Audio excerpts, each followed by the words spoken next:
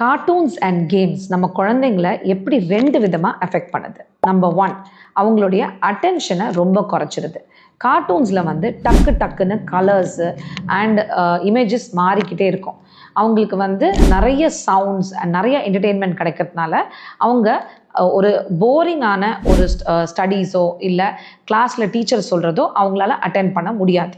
அவங்க கடகடன்னு சின்ன சின்ன ஷார்ட் ரீல்ஸு இதெல்லாம் பார்க்கும்போது அவங்களுக்கு ரொம்ப நேரம் ஒரு விஷயத்தில் கான்சென்ட்ரேஷன் பண்ணுற ஹேபிட் போயிடும்.